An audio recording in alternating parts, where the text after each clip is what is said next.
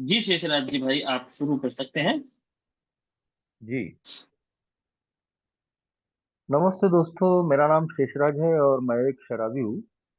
हम- भग- हाय हाय, सभी को नमस्कार। भगवान की असीम कृपा है, अल्कोहलिक्स अनोनिमस का साथ है, आप सभी भाइयों की मदद है। यही वजह है दोस्तों, आज भी मैंने शराब नहीं पी। एक अच्छी और संतुलित जिंदगी जीने की कोशिश कर रहा हूँ।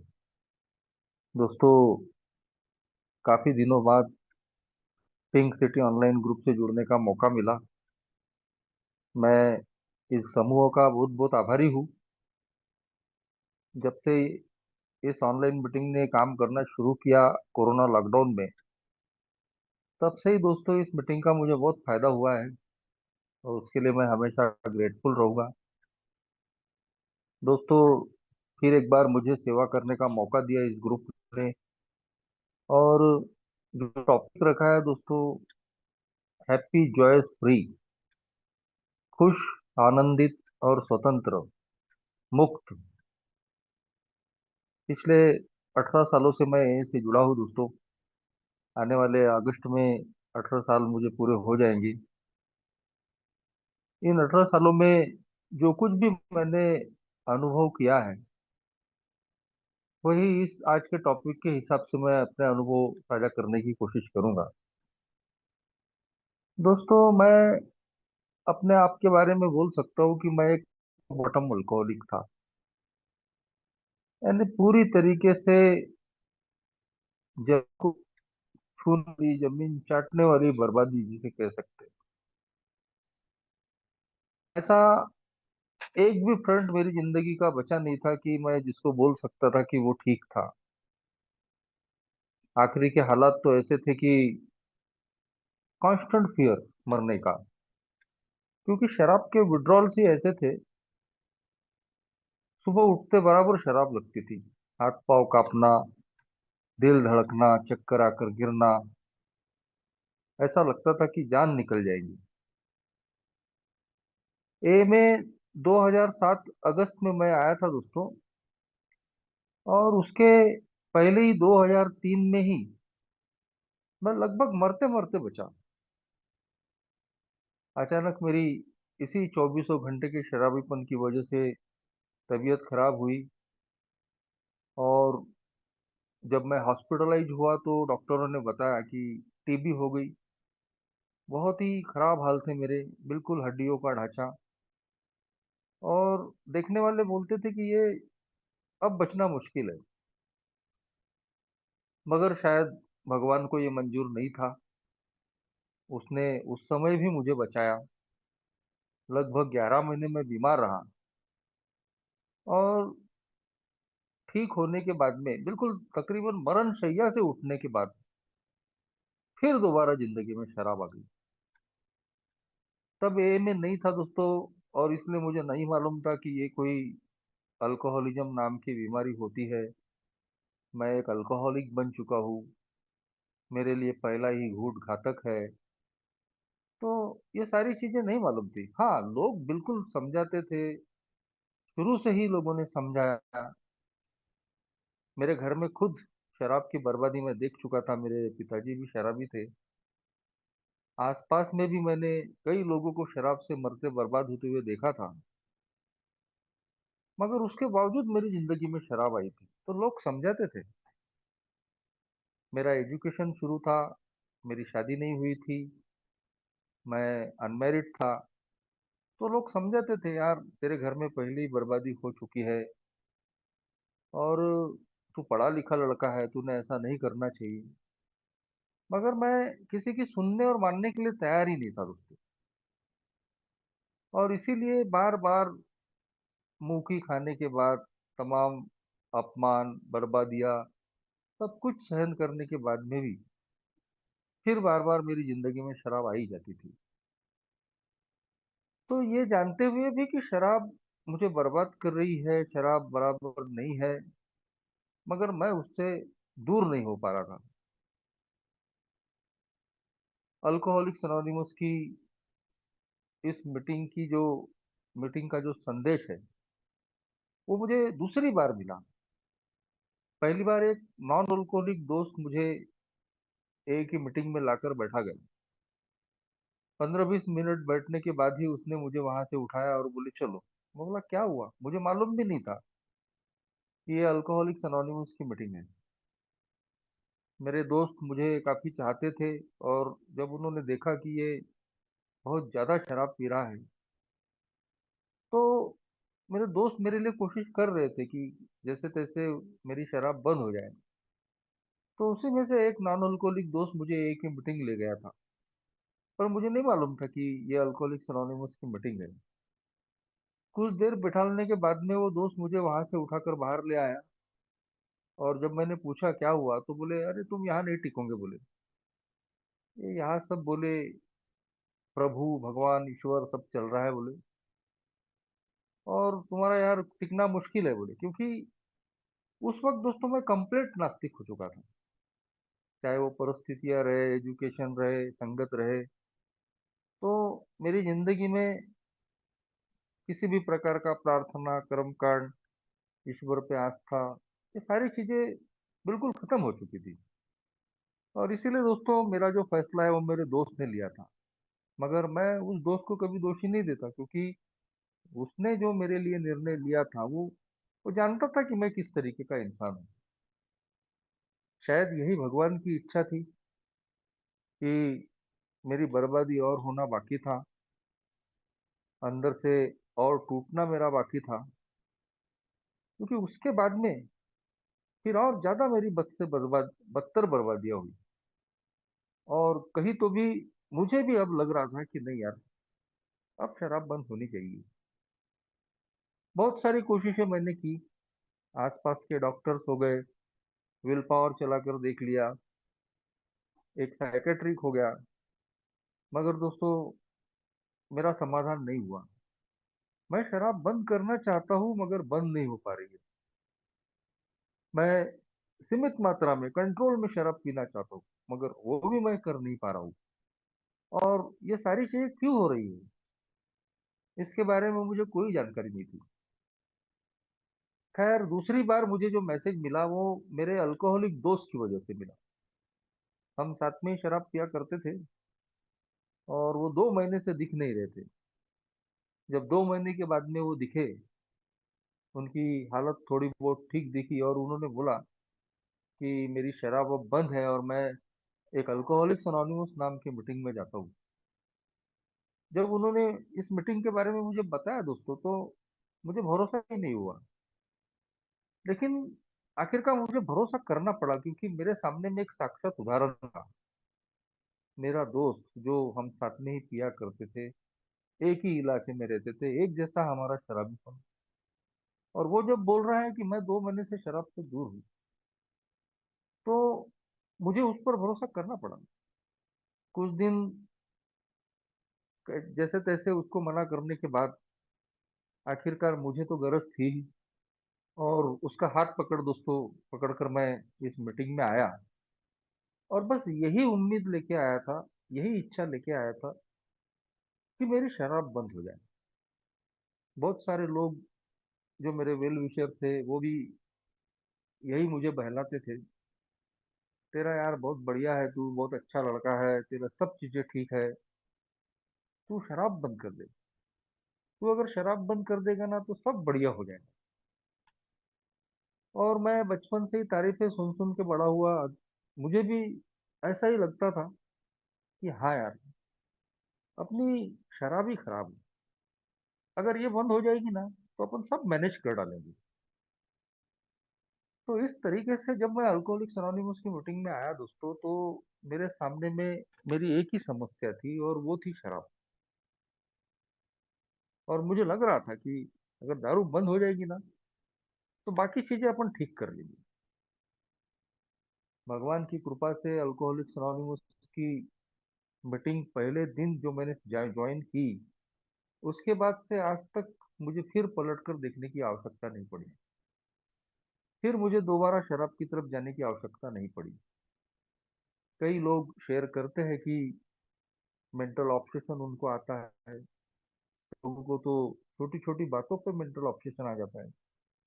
मगर शायद ये ईश्वर की विशेष कृपा है, और निरंतर एक ही टच में, एक ही फेलोशिप में, एक ही सर्विस में रहने की वजह से आज मैं बोल सकता हूँ कि इन 18 सालों में मुझे कभी भी वो जो जुनून, वो जो पागलपन है शराब के मामले में, जिसे हम मेंटल ऑब्सेशन कहते हैं, आज तक तो उसका सामना मेरे साथ नहीं हुआ।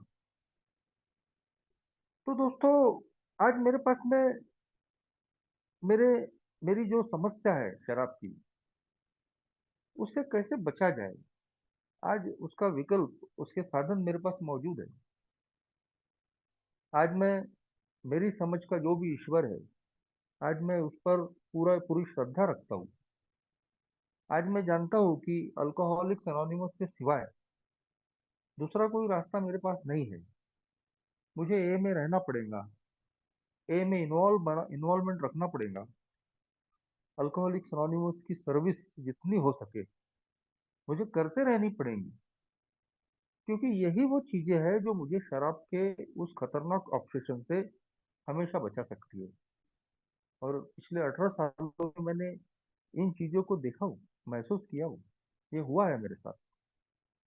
लेकिन अब बात आती है दोस्तों, अल्कोहलिक्स एनोनिमस में आने के बाद में शराब की दूरी तो मिल जाती है, मुझे भी मिली। मैं इच्छा लेकर ही आया था, और अनगिनत लोग जो मेरे पहले आए, मेरे बाद में आए थे, मेरे साथ में आए हुए कई लोगों को मैंने देखा कि उनको शराब की दूरी मिली। मगर जो आज का विषय है, हैप्पी जॉयस फ्री, क्या शराब से दूर होने के बाद भी मैं अपने आप को हैप्पी जॉयस फ्री महसूस करता हूँ, खुश, आनंदित और मुक्त?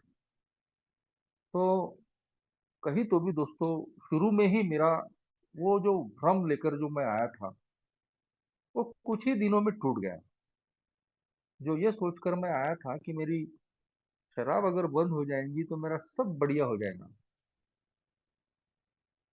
पहले ही दिन से मैंने इस मीटिंग के प्रति अपने आप को झोंक दिया। उस समय ना तो कोई व्हीकल था, ना मोबाइल थे, ना कोई लाने ले जाना जो वाला था, आज जैसा लोगों को हम बार बार फोन करते हैं, मीटिंग के लिए लेकर जाते हैं।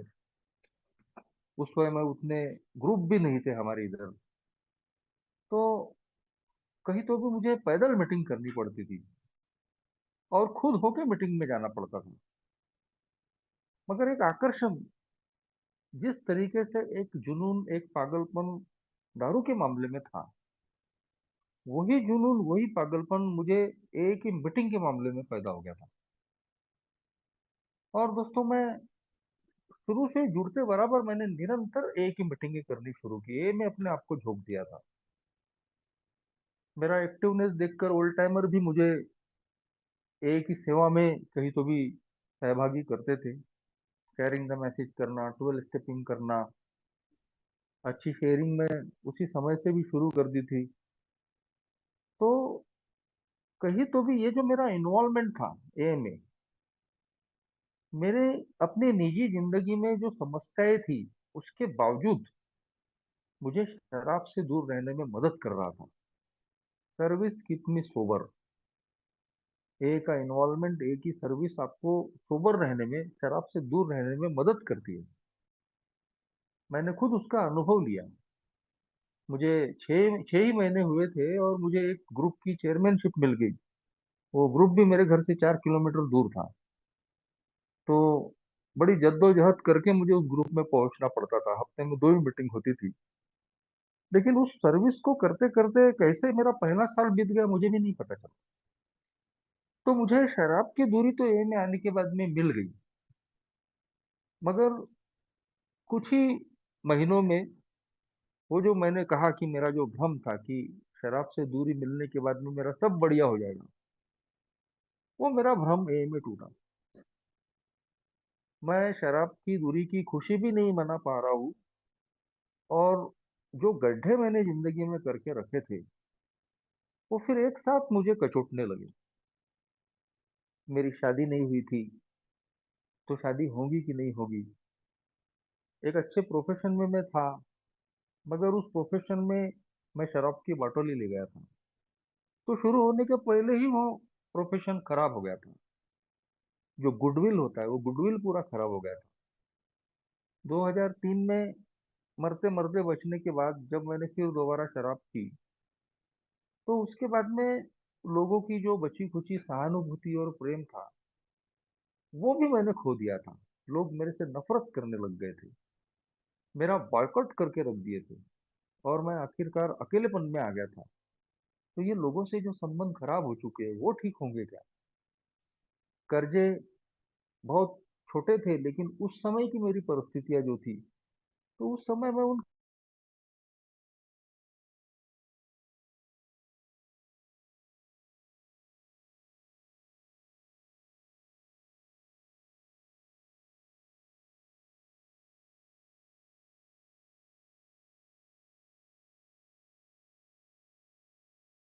यशराज भाई। ध्यान बताइए कि एक शराबी अस्थिर, चिड़चिड़ा और नाखुश होता है। तो अब मैं शराब से दूर हूँ, अच्छी सेवा कर रहा हूँ, उसके बावजूद भी मैं समाधानी नहीं हूँ। मैं अंदर से अस्थिर हूँ, मैं बेचैन हूँ, चिड़चिड़ा हूँ। तो अल्कोहलिज्म में तो मेरे पास में अपनी इस स्थिति से निकलने के लिए एक सहारा था, शराब। जब एक अल्कोहलिक अपने आप को अस्थिर, चिड़चिड़ा और नाखुश पाता है, तो उसके पास में एक साधन होता है, शराब पी लो और इस अवस्था से निकल जाओ। भले ही वो परमानेंट नहीं रहती है, शराब उतरने के बाद में वापस मेरे हाल फिर जैसे के वैसे हो जाते हैं। लेकिन वो कुछ देर के लिए एक समाधान, एक विकल्प तो होता ही था। लेकिन अभी तो मैं अपनी जान बचाने के लिए मैं आया हूँ। अब मेरे पास में फिर दोबारा शराब की तरफ जाने का कोई साधन तो बचा ही नहीं है। शराब पीने का मतलब है फिर अपनी मौत को बुलाना। तो अब ए में आने के बाद में, शराब से दूर होने के बाद में भी ये जो स्थितियां मेरे साथ में हो रही है, कि मैं वही एक जो अल्कोहलिक की जो अवस्था होती है, अस्थिर, चिड़चिड़ा, नाखुश की, तो उसी तरीके की अवस्था में मैं जी रहा हूँ। मेरे जैसे अल्कोहलिज्म में मेरे संबंध खराब हो रहे थे, तो वैसे ही अल्कोहलिक्स एनोनिमस में आने के बाद में ए की सेवा में रहते हुए वैसे ही मेरे संबंध लोगों से खराब हो रहे हैं। पहले मेरे शराबीपन की वजह से मेरे घर के लोग नाखुश होते थे। अब मैं देख रहा हूँ कि मैं सोबर होने के बाद में भी जो जिम्मेदारियां मैंने निभानी चाहिए घर की, वो मैं घर की जिम्मेदारियां नहीं निभा पा रहा हूँ। कोई भी अगर जिम्मेदारी मुझे बताई जाती है तो मैं उसको टाल रहा हूँ, मैं उससे भागने की कोशिश कर रहा हूँ। अल्कोहलिक्स एनोनिमस में भी मेरा जो इन्वॉल्वमेंट था, वो कब ओवर इन्वॉल्वमेंट में बदल गया, और कब मैं डोमिनेट करने लग गया लोगों को, कब मैं अपनी चीजों को लोगों पर थोपने लग गया। वो जो आई एम डिफरेंट वाली, मैं बाकी लोगों से अलग हूँ, मुझे ज्यादा ज्ञान है लोगों से, ये जो फीलिंग है ये कब मेरे पे हावी होने लग गई, वो पता ही नहीं चला। और फिर मैं देख रहा था कि ए में आने के बाद में ए के लोगों से भी मेरे संबंध खराब हो रहे हैं। मैं जिस ग्रुप का मेंबर हूँ, वहाँ ग्रुप के मेंबर मेरे से परेशान, नए भी पुराने भी। फेलोशिप में काम कर रहा हूँ, वहाँ भी लोग मेरे से परेशान। क्योंकि मेरा एक स्वभाव रहा कि लोगों की गलतियों को ढूंढना, कैसे वो गलत है वो बताने की कोशिश करना। ट्रेडिशंस पढ़नी शुरू कर दी थी, तो उन ट्रेडिशंस का सहारा लेके लोगों पर कहीं तो भी आरोप लगाना, कई ओल्ड टाइमरों से मेरी तू मैं हो जाती थी। तो जिस तरीके से मैं अल्कोहलिज्म में मैंने अपने सारे रिश्ते खराब किए थे, छोटी छोटी बातों के लिए, तो मैं देख रहा था कि ए में आने के बाद में भी मेरे स्वभाव में कोई बदलाव नहीं होने की वजह से वैसे ही मेरे संबंध लोगों से खराब हो रहे हैं। 2 साल के बाद में मेरी शादी हुई, और बड़ी मुश्किल से शादी हुई, क्योंकि अल्कोहलिज्म में ही जम के नाम कमा लिया था, डंका बज रहा था मेरा। तो मेरी शादी होने में बड़ी तकलीफ हुई। एक तो एंगेजमेंट 6 महीने में ही टूट गई थी, मैं एंगेजमेंट मेरी फिक्स हुई थी, और मैं सबको खबर देकर शाम को जब घर पहुंचा तो घर के लोगों ने बोले एंगेजमेंट कैंसिल हो गई। और बिल्कुल मैं खड़े खड़े कांपने लग गया था। मगर भगवान की असीम कृपा की शराब पीने का विचार नहीं आया। दूसरा इंसिडेंट हुआ 2 साल के बाद। मैं 2 साल से ए में था, और फिर कोई लड़की मैंने देखा। उसके घर के लोग मेरी इंक्वायरी करने के लिए आने वाले थे। 1 महीने से वो आए नहीं, तो फिर बीच के आदमी को मैंने पूछा कि आए क्यों नहीं। तो बोले तूने ऐसा क्यों किया। मैंने बोला मैंने क्या किया। तो बोले वो तो लोग आए थे इंक्वायरी करने, तू पी के पड़ा था। मैं 2 साल से ए में था दोस्तों। लेकिन उस वक्त भी भगवान की फिर असीम कृपा कि मैं शराब की तरफ नहीं गया। लेकिन ये जो घटनाएं मेरी जिंदगी में हुई, उन्होंने कहीं तो भी इस 12 कदमों के प्रोग्राम की तरफ मुझे मोड़ने में मजबूर कर दिया। कम से कम शादी ब्याह के मामले में तो मुझे अपना तीसरा कदम उस वक्त लेना ही पड़ा। हमारे स्पॉन्सर कहते हैं कि कई बार 12 कदमों को हम स्वेच्छा से लेते हैं, और कई बार हमको मजबूरी में लेना पड़ता है। तो बहुत सारे एक ही जो प्रोग्राम है, एक का जो 12 12 स्टेप का प्रोग्राम है, मुझे कहीं तो भी उन कदमों को मजबूरी में लेना पड़ा। खास तौर पे तीसरे कदम को, कि जब मेरे मन के मुताबिक कोई चीजें नहीं हो रही है और मैं पूरी तरीके से हताश और निराश हो जाता हूँ, तो मुझे उन कदमों को लेना ही पड़ता है। तो पहला कदम जो बोलता है कि शराब के सामने में हार मानना, अपने से बड़ी किसी शक्ति को कबूल करना। तो इन 2 कदमों पे मैं पहले ही मन की तैयारी ही कर कर आया था। मैं जिस तरीके का अल्कोहलिज्म झेल कर आया था, मैं उससे निकलना चाहता था। मेरी इच्छा थी, और एक ही मीटिंग में आने के बाद में वो इच्छा दृढ़ विश्वास में बदल गई। एक विलिंगनेस पैदा हो गया। अल्कोहलिक्स अनोनिमस को सबसे पहले मैंने अपनी उच्च शक्ति कबूल कर लिया, और इस निरंतर इस मीटिंग में मैं आने लगा। लेकिन अपनी जिंदगी की जो समस्याएं हैं, जो मुझे कहीं तो भी अस्थिर कर रही थी, बेचैन कर रही थी, आखिरकार मुझे उनसे दूर होने के लिए, बचने के लिए तीसरे कदम को मजबूरी में ही सही मुझे लेना पड़ा। और उसके परिणाम भी बहुत सुखद निकले। जैसे ही मैंने उस समस्या को छोड़ा, वैसे ही दोस्तों तुरंत ईश्वर ने उसका समाधान निकाला। 2 साल के बाद में मेरी शादी हुई। लेकिन फिर वही ढाक के 3 बात। मेरे स्वभाव में कोई बदलाव नहीं होने की वजह से जो अभी नई नई मेरी शादी हुई है, वाइफ आई है, तो मैं उसको एडजस्ट नहीं कर पा रहा हूँ। मुझे ऐसा लगने लग गया था कि इसके तो बड़े बड़े ख्यालात हैं, ये अच्छे घर से आई है, मेरे हाल तो खराब है, तो मैं इससे नहीं निभा पाऊंगा। और मैं शादी होने के कुछ ही महीनों के बाद में कहीं तो भी उससे छुटकारा पाने की सोच रहा था। मेरे मन में डाइवोर्स कर लेने तक के विचार आ रहे थे।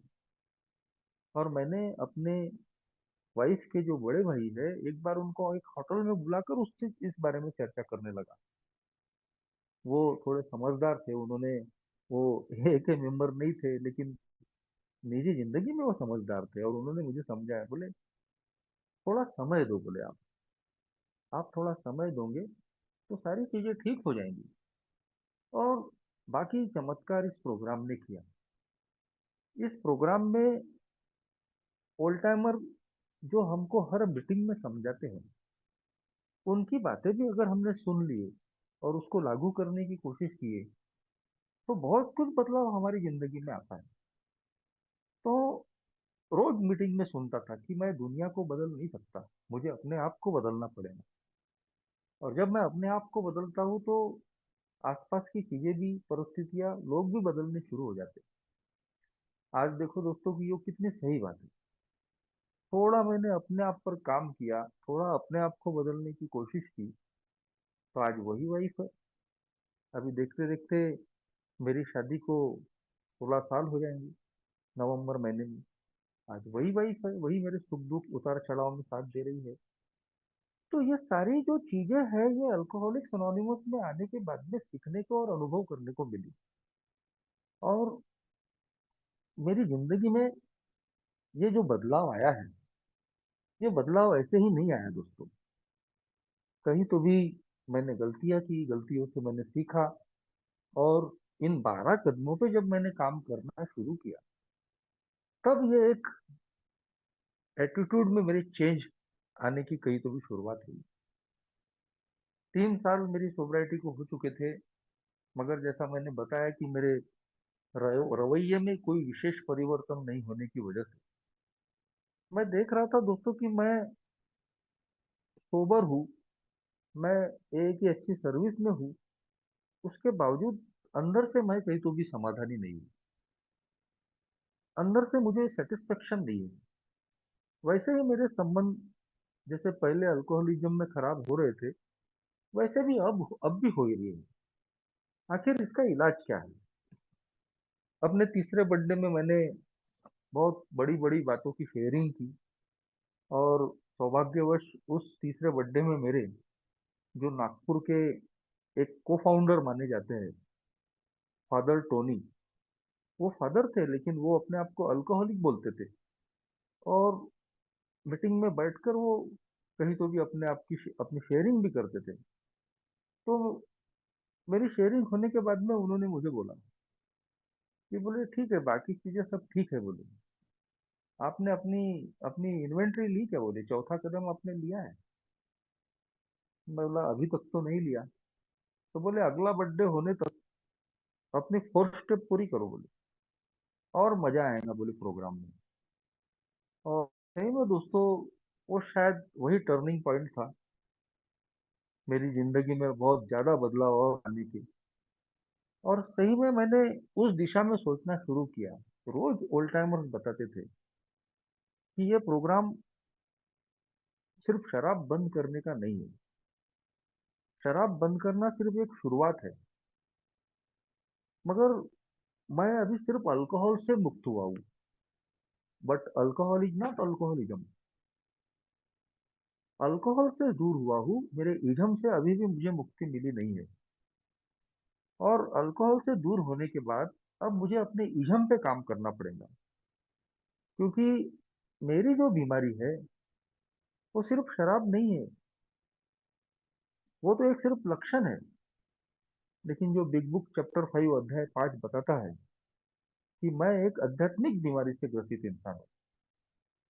और जब तक मैं उस पर काम नहीं करता, अपनी पर्सनैलिटी पे काम नहीं करता, तब तक मैं एक परमानेंट सोब्रिटी और जो आज का विषय है हैप्पी जॉय फ्री लाइफ, मैं उसको अनुभव नहीं कर सकता।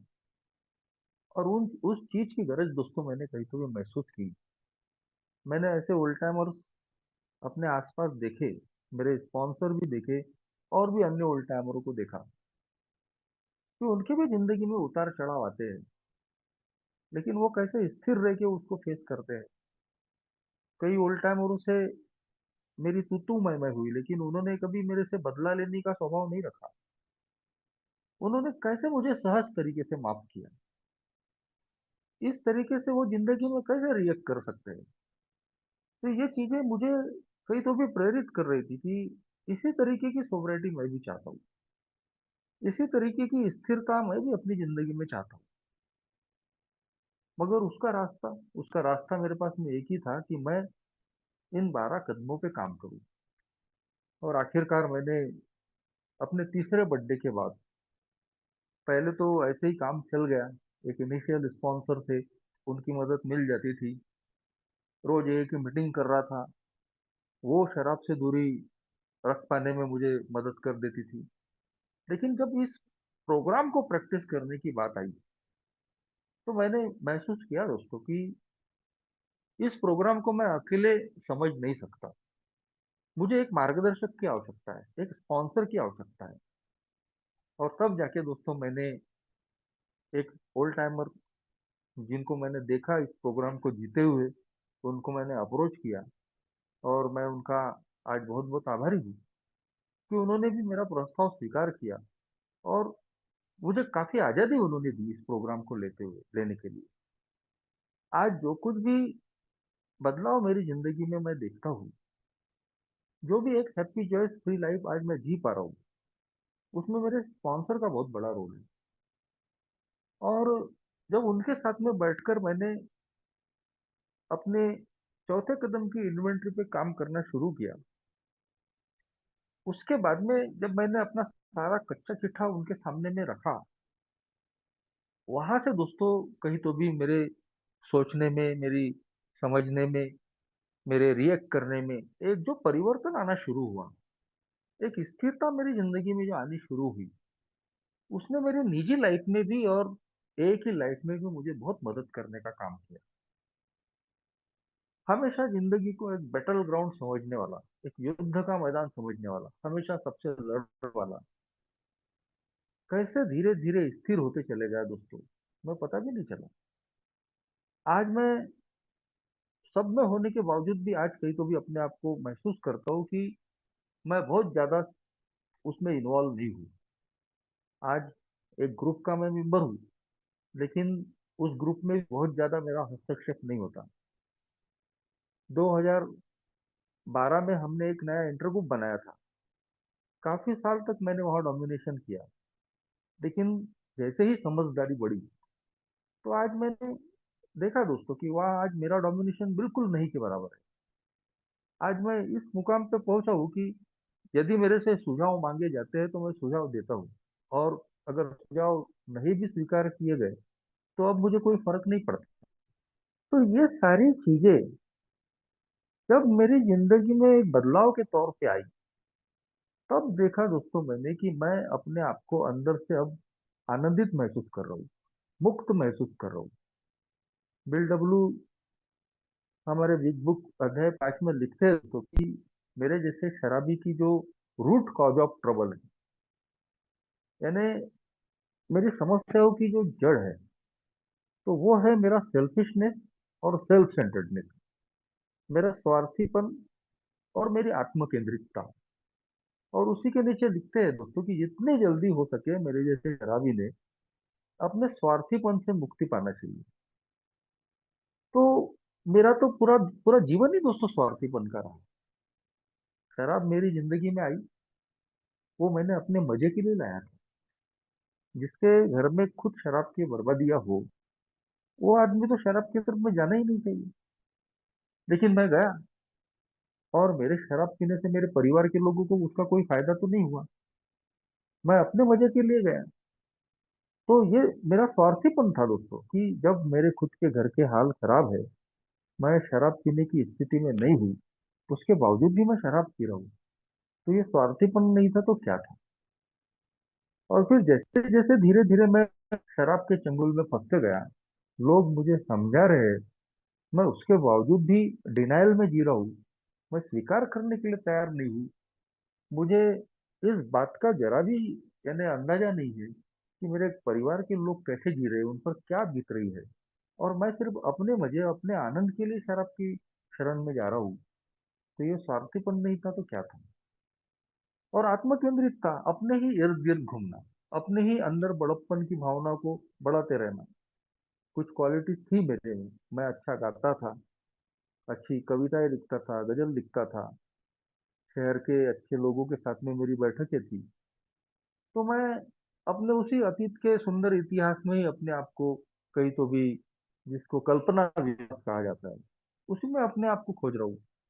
मगर प्रैक्टिकली मैं पूरी तरीके से तबाह हो रहा हूँ, बर्बाद हो रहा हूँ, मेरे अब अपमान हो रहे हैं, मैं लोगों से कट रहा हूँ, मैं मरते मरते बच रहा हूँ।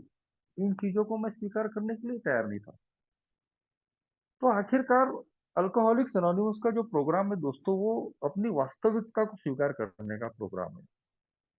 जैसे मैंने शराब के मामले में अपनी वास्तविकता स्वीकार की कि मैं कंट्रोल ड्रिंकिंग नहीं कर सकता, मैं बर्बाद हो चुका हूँ, तो अब अल्कोहलिक्स अनोनिमस का प्रोग्राम दूसरी तरफ मुझे जिंदगी की दूसरी वास्तविकताओं को भी स्वीकार करने लगा था। और वो दूसरी वास्तविकता ये थी कि मैं पीपल प्लेसेस सिचुएशंस को भी बदल नहीं सकता। मैं लोगों को नहीं बदल सकता, मैं परिस्थितियों को नहीं बदल सकता, मैं चीजों को नहीं बदल सकता। हमारी सेरेनिटी प्रेयर, आत्म शांति की प्रार्थना, वही हमको बताने की कोशिश करती है। हमारा तीसरा कदम यही हमको समझाने का काम करता है। मगर अगर मैं अपने पुराने तौर तरीकों पे टिके रहा और मैं लोगों को, परिस्थितियों को, चीजों को बदलने की ही जद्दोजहद में रहा, तो मैं हमेशा अपने आप को रेस्टलेस, इरिटेबल, डिस्कंटेंट पाता हूँ, अस्थिर, चिड़चिड़ा, नाखुश। और शायद इसीलिए ये जो प्रोग्राम है, ये बार बार मुझे अपने सेल्फ से निकलने के लिए कहता है, अपने स्व से निकलने के लिए कहता है। जितना मैं अपने स्व से आजाद होता हूँ, मुक्त होता हूँ, उतना ही दोस्तों मेरे अंदर का जो जो लोगों के ऊपर में जो डिपेंडेंसी होती है, और वो डिपेंडेंसी कहीं तो भी लोगों से अपेक्षाएं करने के लिए मुझे प्रेरित करती है। उन चीजों से कहीं तो भी मुझे मुक्ति मिलती है। अगर किसी चीज में मेरा स्वार्थ नहीं बसता, तो वो मुझे बात ज्यादा परेशान नहीं करती है। जब मैं तीसरे कदम पे अपनी सारी समस्याएं, अपनी सारी सिचुएशन ईश्वर के हवाले करता हूँ, उसकी इच्छा के मुताबिक जीने की कोशिश करता हूँ, तो मैं लोगों को बदलने की कोशिश नहीं करता। मैं ये नहीं चाहता कि सारी चीजें मेरी जैसी, मेरे हिसाब से हो। और तब जाके मैं अपने आप को महसूस करता हूँ अंदर से कि अब मुझे परिस्थितियां कैसी भी रही रहे, लोग कैसे भी रिएक्ट करे, अंदर से मुझे कुछ परेशानी होने वाली नहीं है। तो धीरे धीरे दोस्तों ये प्रोग्राम मेरे अंदर में घुलने लगा, और मैं अपनी निजी जिंदगी में इसको प्रैक्टिस करने लगा। बिग बुक में ही 12 वादे भी किए गए, और सही में वो वादे जब हम पढ़ते हैं तो हमको लगता है कि हमारी जिंदगी में पूरे होंगे कि नहीं होंगे। लेकिन जब हम इन कदमों पे काम करते हैं, तो आज मैं महसूस करता हूँ दोस्तों कि वो वादे हमारी जिंदगी में पूरे होते हैं। आज जो 12 कदमों में से एक जो एक वादा है कि लोगों का जो भय है वो निकल जाता है, और जो फाइनेंशियल इनसिक्योरिटी की जो भावना रहती है, आर्थिक असुरक्षा की भावना, वो कहीं तो भी कम हो जाती है। वो आज मैं महसूस करता हूँ दोस्तों। इन 18 सालों में वो इमोशनल सोबरिटी कहीं तो भी इस प्रोग्राम को प्रैक्टिस करने की वजह से आज मैं अपने आप के अंदर महसूस करता हूँ। हर मामले में लोगों के बारे में सोचने वाला कि लोग क्या बोलेंगे, लोग क्या सोचेंगे, आज कहीं तो भी मुझे इन चीजों का कोई फर्क नहीं पड़ता। वैसे ही जो आर्थिक असुरक्षा की भावना से मेरे जैसा अल्कोहलिक जो हमेशा परेशान रहता है, हर व्यक्ति परेशान रहता है। लेकिन ये जो प्रोग्राम है, ये प्रोग्राम इतना अंदर से हमको मजबूत करता है, एक इमोशनल सोबरिटी देने की काम करता है, भावनात्मक स्थिरता, कि फाइनेंस की स्थिति चाहे कैसी भी रहे, हम ईश्वर की इच्छा कबूल करके आसानी से उसको कहीं तो भी टैकल कर सकते हैं और अपने आप को स्थिर रख सकते हैं। अल्कोहलिक्स एनोनिमस में आने के बाद में, खास तौर पे आर्थिक फ्रंट पे, कई साल तक मेरी आर्थिक स्थिति बराबर नहीं हुई, क्योंकि मेरा जो काम धंधा था उसका गुडविल मैं पूरा खराब करके आया था। शराब की दूरी मिल रही है, ये में ये के बाहर अच्छा नाम हो रहा है, मगर आर्थिक फ्रंट पे दोस्तों, ए में आने के बाद में भी कई साल तक मुझे थोड़ा पीछे ही रहना पड़ा। मगर ए के प्रोग्राम ने, ओल्ड टाइमरों ने सिखाया था, sobriety come first. Easy money के चक्कर में या भौतिकता की अंधी दौड़ में मत भागो, कब सोबराइटी हाथ से निकल जाएंगी पता नहीं चलेगा। और मैंने अनगिनत लोगों को देखा, वो इजी मनी के चक्कर में, भौतिकता के चक्कर में, कई लोगों ने अपनी सोबराइटी गवा दी। चाहे वो सट्टा हो, लैटरी हो, जुआ हो, 2 नंबर के काम, शॉर्टकट रास्ता। लेकिन निरंतर ए के टच में रहने की वजह से कम इन चीजों को तो भी मैं समझ पाया कि मेरे लिए सोबराइटी पहले के नंबर पे। अगर मैं सोबर रहूंगा तो धीरे धीरे सारी चीजें मेरी जिंदगी में आने वाली है। ये ओल्ड टाइमरों ने जो बोला था, आज मैं अनुभव करता हूँ दोस्तों कि मैंने अपने आप पे संयम रखा, अपनी सोबराइटी को मैंने प्रेफरेंस दिया, तो मेरी जिंदगी में वो सारी चीजें धीरे धीरे आई। एक लंबा समय जरूर लगा, मगर दोस्तों मैं किसी बड़ी दुर्घटना का शिकार नहीं हुआ। मेरी सोबराइटी बरकरार रही, मैं बहुत ज्यादा कर्जों में नहीं फंसा, मुझे कोई और दूसरी समस्याओं का सामना नहीं करना पड़ा, जैसा कि मैंने बाकी लोगों को ए में आने के बाद में फंसते हुए देखा। तो ये कहीं तो भी संयम के फल है दोस्तों, जो ए में मिलते हैं। 17 साल की सोबराइटी के बाद पिछले साल मैं मकान बना पाया, और इसमें मुझे कहीं भी कुछ भी गलत नहीं लगा। मैं इस बात को स्वीकार किया कि ईश्वर मेरा ख्याल रखता है और वो अपने समय पे बराबर मेरी सारी जरूरतों को पूरी करता है। ए में आने के बाद में 2 साल के बाद शादी हुई, लेकिन जितनी देर हुई मेरी सोबराइटी थोड़ी मजबूत हुई, ताकि मैं पारिवारिक रिश्तों को मैं संभाल पाया। उसके 2 साल के बाद में मुझे पहली लड़की हुई, और लड़की जब 7 साल की थी तब मुझे ईश्वर ने और एक लड़का दिया, एज ऑफ 45। तो ईश्वर मेरा ख्याल रखता है अपने समय पे, कहीं तो भी मेरी जरूरतों को, मुझे क्या लगता है, क्या सही है क्या गलत है, वो उसकी इच्छा के अनुरूप मैं अगर होने देता हूँ, तो मैं एक तनाव रहित जिंदगी जी पाता हूँ। जब मैं बहुत ज्यादा अपेक्षा ही नहीं रखता, बहुत ज्यादा आकांक्षा ही नहीं रखता, अपनी जिंदगी में चीजों को जैसी है वैसी ईश्वर की इच्छा के मुताबिक कबूल करता हूँ, तो दोस्तों अपने आप जिंदगी खुश, आनंदित और फ्री हो जाती है। जब मेरे अंदर में ना लोगों का भय है, ना आर्थिक असुरक्षा की भावना है कि कल क्या होगा, कैसा होगा। ऐसा नहीं है कि ये चीजें मेरी जिंदगी में आती नहीं है, क्योंकि कोई हम संत तो है नहीं। हम अल्कोहलिक है, हम इंसान है और भावुक हैं। हम भावनात्मक रूप से बीमार लोग हैं, इमोशनली सिक। तो ये चीजें आने वाली है। लेकिन ये प्रोग्राम भी उतना ही पावरफुल है।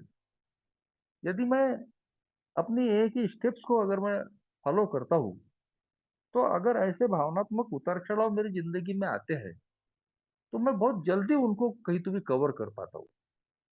ये सारी चीजें इन 18 सालों में मैंने अनुभव किया है दोस्तों। कोरोना के पीरियड में जब ये सारी ऑनलाइन मीटिंग शुरू हुई, तो दूसरी लहर में मेरे साथ में ऐसा ही एक हादसा हुआ। मेरा पूरा परिवार कोरोना पॉजिटिव था। पहले मेरी रिपोर्ट आई, और कहीं तो भी घर में माँ थी 67 साल की, 7 साल की लड़की थी, 2 साल का लड़का था। तो पहले मेरी रिपोर्ट आई।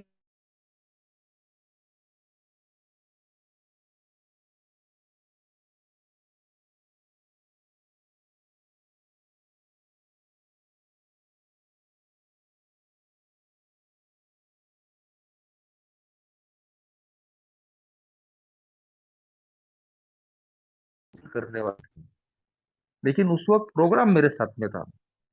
उस समय भी दोस्तों ईश्वर ने सेवा करने का मौका दिया था। सभी जानते हैं कि ऑनलाइन मीटिंगें शुरू हो गई थी, और ईश्वर ने जो सेवा करने का मौका दिया, तो सुबह शाम दोपहर मैं स्पीकर मीटिंग्स कर रहा हूँ। अपने आप को एक ही ऑनलाइन मीटिंग्स में मैं इन्वॉल्व करके रख रहा हूँ, क्योंकि फिजिकल मीटिंगें बंद थी। तो वो दौर कैसे बीत गया समझ भी नहीं आया। तो ओल्ड टाइमरों से, न्यू कमरों से बिल्कुल टच में रहा था मैं। प्रोग्राम मेरे साथ था। तो उस क्वारंटाइन सेंटर में जाने के बाद में जब पहला काम अगर मैंने कोई किया, तो मैंने अपना तीसरा कदम ले लिया था कि कल रिपोर्ट आने वाली है, वो पॉजिटिव निकलते, परिवार के लोग नेगेटिव निकलते, मुझे नहीं मालूम। अब ये जो भी है मेरे हाथ में नहीं है, ईश्वर मैंने तेरे हाथ में दे दिया। और सही में दोस्तों रात को मैंने चैन की नींद सोया। मैंने देखा उस क्वारंटाइन सेंटर में बहुत अच्छी व्यवस्था है, खाने पीने से लेके हर चीज की। और दोस्तों मेरी जो परेशानी थी वो उड़ गई। दूसरे दिन मेरे परिवार की भी रिपोर्ट आई कि वो भी पॉजिटिव है, और मेरा 2 साल का लड़का था वही नेगेटिव था। मैंने अपने पूरे परिवार को उस क्वारंटाइन सेंटर में बुला लिया, और अगले 14 दिन दोस्तों हम उस क्वारंटाइन सेंटर में बड़े ही अच्छे तरीके से, खुश तरीके से रहे। उसके बाद वो कोरोना की दूसरी लहर में हमने देखा कि कई लाखों लोग कहीं तो भी अपनी जान से हाथ खो बैठे। तो जब मैं प्रोग्राम प्रैक्टिस करता हूँ, तो मेरे अंदर की सारी अस्थिरता, तनाव, जो और भी जो एंजाइटी है, वो सारी कहीं तो भी निकालने का काम करता है ये प्रोग्राम। और मैं हर परिस्थिति में अपने आप को स्थिर रखना और कैसे खुश रह सकता हूँ। और वो 14 दिन हमने दोस्तों ऐसा बिल्कुल कोई नाराजगी या गम में या तनाव में नहीं निकाले थे। बिल्कुल हंसते खेलते हमारे वो 14 दिन निकले थे। तो ए का प्रोग्राम मैं प्रैक्टिस कर रहा हूँ, और इसलिए दोस्तों मुझे अपने आप को वैसा रखना पड़ता है। आज मेरा परिवार ही नहीं, अल्कोहलिक्स अनोनिमस में जो मेरे बाद में आए हुए जो लोग हैं, नए लोग, वो भी मेरी तरफ आशा की दृष्टि से देखते हैं। अगर मेरा चेहरा लटका हुआ है, अगर मैं रो रहा हूँ, तो सीधी सीधी बात है कि उनको मेरे से आशा नहीं मिलेंगी। वो तो यही बोलेंगे कि यार इतने साल से ए में आ रहा है और अभी भी रो ही रहा है। तो आज मुझे इस प्रोग्राम को प्रैक्टिस करते हुए अपनी जिंदगी को हमेशा खुश, आनंदित और स्वतंत्र, फ्री रखने की कोशिश करनी पड़ती है। जो मेरे पास में है वही मैं बांट सकता हूँ। ए का प्रोग्राम ही शेयर करने का है, बांटने का प्रोग्राम है। तो मैं क्या बांट सकता हूँ? जो मेरे पास में नहीं है, मैं किताबी चीजों को बांटकर उसमें कोई फायदा नहीं है। लोग मेरे अपने अनुभव सुनना चाहते हैं कि मैं जिंदगी को कैसे टैकल कर रहा हूँ, मेरे अपने जिंदगी के अनुभव क्या है। वही उनको कहीं तो भी टच करते हैं, उसी से वो प्रभावित होते हैं। मेरी किताबी भाषा को सुनकर प्रभावित होने वाले नहीं है कि किताब लेकर बैठ गए, किताबों को कोट कोट के बता रहे हैं कि कौन से पेज पर क्या लिखा है, बिग बुक में क्या लिखा है, 12 कदम के। ए का मेंबर मुझसे मेरे अनुभव जानना चाहता है। ये प्रोग्राम सही है, लेकिन ये इस प्रोग्राम को मैं अपनी जिंदगी में कैसे उतार रहा हूँ? क्या मैं आज भी रेस्टलेस, इरिटेबल, डिस्कंटेंट हूँ, अस्थिर, चिड़चिड़ा, नाखुश हूँ, जैसा कि डॉक्टर विलियम सिल्कवर्थ ने बताया था एक अल्कोहलिक के बारे में? या फिर मैं आज, मेरे में कुछ बदलाव आया है? आज मैं हैप्पी जॉयस फ्री लाइफ जी रहा हूँ या नहीं रे? मैं आज खुश हूँ या नहीं? मैं आनंदित और स्वतंत्र मुक्त हूँ या नहीं? आज मुझे कहीं तो भी इस चीज को शेयर करना पड़ता है। समस्याएं सबके साथ में रहने वाली है। कोई भी ऐसा व्यक्ति नहीं है कि जिसकी जिंदगी में प्रॉब्लम नहीं है। चाहे वो पहले दिन का मेंबर हो, चाहे 35 साल, 40 साल सोबर मेंबर हो, नया हो, पुराना हो, हर एक की जिंदगी में समस्याएं आने वाली है। लेकिन ये प्रोग्राम दोस्तों उन समस्याओं में भी कैसे मैं हैप्पी रहूं, कैसे मैं जॉयस रहूं, कैसे मुक्त मनस्थिति का रहूं, ये प्रोग्राम हमको बताता है दोस्तों। और जब इस प्रोग्राम को मैं प्रैक्टिस करता हूँ, तो हर परिस्थिति में मैं अपने आप को मेंटेन रखने की कोशिश करता हूँ। पहले मेरा रिएक्शन अलग होता था हर चीज के लिए। गुस्सा आ गया, दारू के विचार आते थे। गुस्सा आ गया तो किसी को गाली गलौज कर देना, किसी को मारने की मारने का विचार रखना। लेकिन आज गुस्सा आता है तो ना तो दारू का विचार आता, ना गाली गलौज आती है, ना किसी से बदला लेने की भावना आती है। लालच आज भी मन में आती है, लेकिन आज मन डरता है कि लालच में मैं किसी का नुकसान न कर दूं। तो ये जो बदलाव है, ये बदलाव एक प्रोग्राम की बदौलत है। और उसी के तहत जब मेरी जिंदगी में भावनात्मक उतार चढ़ाव आते हैं, कभी गम आता है, कभी खुशी आती है, ऐसे सब समय में मैं कैसे रिएक्ट करता हूँ, कैसे स्थिर रहता हूँ, हर समय मैं अपने आप को कैसे हैप्पी रखने की कोशिश करता हूँ, कैसे जॉयस रखने, खुश रखने की कोशिश करता हूँ, ये आज ज्यादा मायना रखता है। तो ये अल्कोहलिक्स अनोनिमस के प्रोग्राम ने मुझे सिखाया। क्योंकि आज मैं जानता हूँ दोस्तों कि मेरा परिवार मेरे पे निर्भर है। अल्कोहलिक्स अनोनिमस के जो मेंबर्स मेरे से जुड़े हुए हैं, वो कहीं तो भी मुझे आशा की दृष्टि से देखते हैं। और कहीं तो भी वो वही चीज सीखेंगे मेरे से जो मैं कर रहा हूँ। अगर मेरे चेहरे पे मेरे परिवार ने डर देखा और मैं रो रहा हूँ, तो सीधी बात है कि मेरा परिवार दुखी रहने वाला है, वो कहीं तो भी तनावग्रस्त होने वाला है। वैसे ही अगर एक के मेंबरों ने अगर मुझे देखा कि मैं रो ही रहा हूँ, परेशानी हूँ, तो कहीं तो भी उसका गलत मैसेज उन तक जाने वाला है। तो आज मुझे इन सारी चीजों का ख्याल रखना पड़ता है। और उसके लिए कुछ नहीं, मुझे इन 12 कदमों को ही प्रैक्टिस करना पड़ता है। इतनी ताकत, इतना पावर अल्कोहलिक्स अनोनिमस का प्रोग्राम मुझे देता है दोस्तों, कि मैं हर परिस्थिति में, हर प्रकार की अवस्था में अपने आप को खुश रख सकता हूँ। यदि मैं अपने स्वार्थीपन से और अपनी आत्म केंद्रितता से अगर मुक्त हो गया, अपने स्व से अगर मैं मुक्त हो गया, तो दोस्तों मुझे बहुत ज्यादा चिंता ही नहीं सताती कि क्या होने वाला है, क्या होगा। क्योंकि मेरे पास में आज प्रोग्राम है, ईश्वर की श्रद्धा है। तो वो सारे डर मन से कहीं तो भी निकल जाते हैं। और अल्कोहलिक्स अनोनिमस ने एक सबसे बड़ी बात कि मेरे जैसे एक यूजलेस इंसान को कहीं तो भी एक उपयोगी इंसान बनाया, जिसके बारे में परिवार के लोगों ने भी और बाहर के लोगों ने भी बोल दिया था कि ये कोई काम का नहीं है, यूजलेस है, ये कल मरे सो आज मरे। तो एक ही प्रोग्राम ने, ईश्वर ने मुझे एक उपयोगी होने का मौका दिया। और जब मैं देखता हूँ दोस्तों कि मेरी वजह से किसी का अच्छा होता है, चाहे वो मेरे अनुभव के माध्यम से हो या और किसी चीज के द्वारा भी मैं किसी की अगर मदद कर पाता हूँ, तो वो उपयोगी होने की जो भावना है, वो मुझे अंदर से कहीं तो भी आनंद से भरती है कि वही मैं वही इंसान हूँ, वही नकारा इंसान हूँ कि जिसको एक समय में लोगों ने बॉयकॉट कर दिया था। और आज मैं वही इंसान हूँ कि जो किसी न किसी तरीके से आज मैं किसी के काम आ सकता हूँ। तो हमेशा दोस्तों ये जो चीज है, ये मुझे अंदर से मुदित करती रहती है, आनंदित करते रहती है। अल्कोहलिक्स अनोनिमस ने जो सेवा करने का मौका दिया, पीड़ित शराबियों के साथ में काम करने का मौका दिया, और जब हम उसके परिणाम देखते हैं अपनी सेवा के, कई नए ग्रुप खुल जाते हैं, कई कुछ नए लोग एक ही मीटिंग में आकर ठहर जाते हैं, किसी को हमारे अनुभव से फायदा हो जाता है, तो दोस्तों ये चीजें हमको अंदर से सुकून देती है। शायद बाहर की दुनिया में हम करोड़ों लाखों रुपए खर्च करके भी ये जो आनंद है, ये जो उपयोगी होने की भावना है, ये हम नहीं पा सकते, नहीं खरीद सकते। लेकिन अल्कोहलिक्स अनोनिमस ने मुझे तमाम विपरीत परिस्थितियों में, अभाव में भी ये जो काम करना सिखाया है कि मैं आनंद कहाँ से मुफ्त में ले सकता हूँ, ये जो मजा जो जिंदगी का है मैं कहाँ से ले सकता हूँ।